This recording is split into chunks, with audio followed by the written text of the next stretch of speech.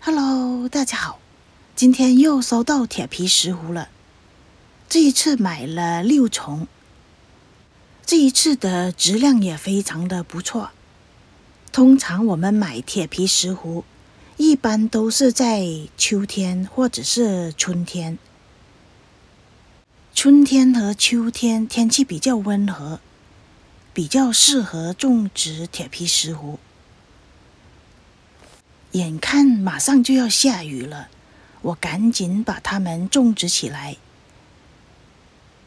这些裸根来的铁皮石斛，一般这些根可以剪掉，也可以不剪。我大概是剪掉一半吧，因为完全剪掉的话呢，种植起来它没有一个支撑，也不稳定。这一重我大概分开3个部分吧，看能不能这样掰开。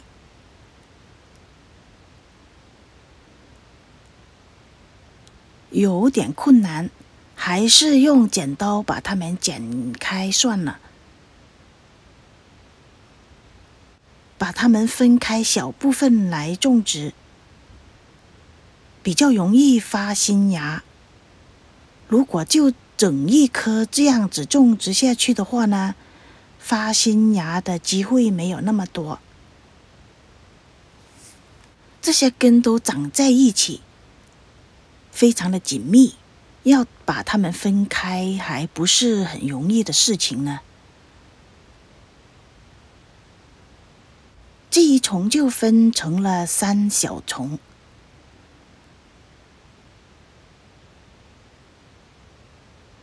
这些老的干的植株清理一下，这些就不要了。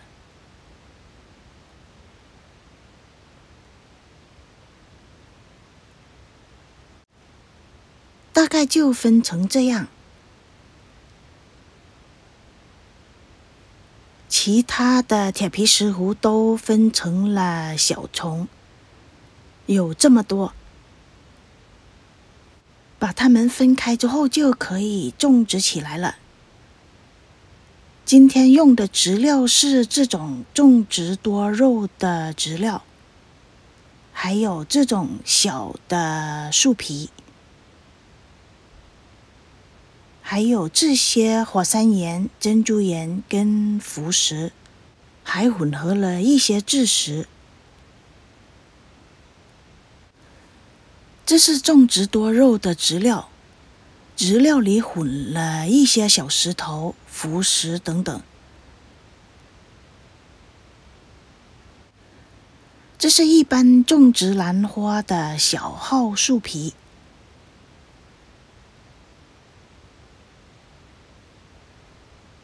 它的质量不是最好的，但是能用就好。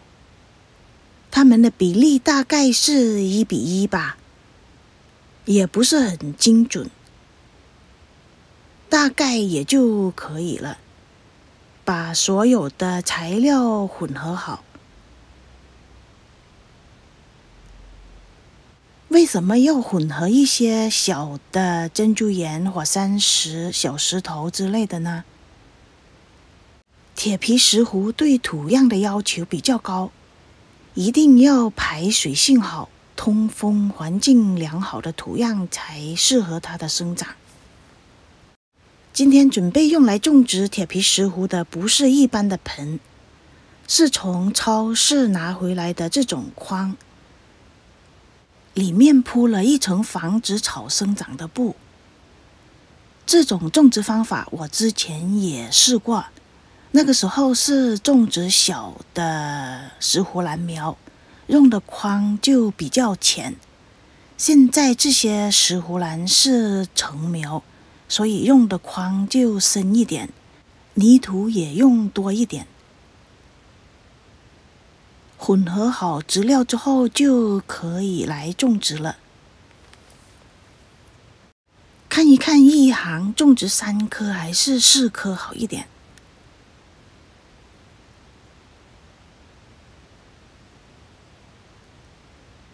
3棵的话种不完这么多，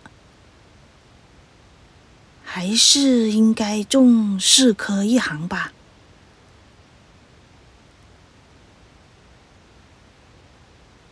我一共分出了20棵，应该是种4棵比较好一点。种植石斛兰非常的简单，只要浅浅的把这些根埋住就可以，不要种得太深。种得太深的话，会影响它们的小芽的生长。如果感觉它们不太稳当、摇摇摆摆的话，可以用一个棍子把它们支撑起来。那为什么我不用一般的盆来种植铁皮石斛，而是用了这个筐呢？我这里有20棵，如果每一棵种1盆的话，那就需要20个盆。20个盆也没有那么多地方摆放，而且我这些铁皮石斛种植起来不是用来观赏花的，而是用来食用的，就像我们平常种韭菜一样。当它们成熟了，就可以收割。收割完之后，新的苗就会从头部再长出来，原理就跟我们种植韭菜一样。我把它们种植在一起，也比较容易管理。等它们长出很多新的小苗之后，我还可以把它们拔出来再移植。这样呢，就越种越多了。铁皮石斛对温度的要求不高，它可以耐高温，也可以耐寒冷。对水分的要求是见干见湿，只要植料干了，就需要给它浇水。它对通风环境的要求比较高，所以呢，种植铁皮石斛最好是种植在室外，空气流通比较好的地方，就比较适合它的生长。刚买回来的铁皮石斛，不要马上把它们剪下来服用，因为我们不知道它们在蓝场的时候有没有用农药之类的，一定要种植了1年之后才可以服用。由于这些铁皮石斛是用来食用的，所以呢，我不会用一般的兰花的专用肥，我会用酵素兑水来给它们施肥。刚种植好的铁皮石斛，我不会马上给它们施肥，也不会用其他的均衡肥。这些铁皮石斛是裸根过来的，现在种好之后马上给它施肥，它也没有办法吸收，因为它们老的根已经干死，新的根还没长出来。加上冬天是铁皮石斛的休眠期，不是它的生长期，就算放肥料它也没有办法吸收。我会等它们长出新根、新的芽，才开始给它们施肥。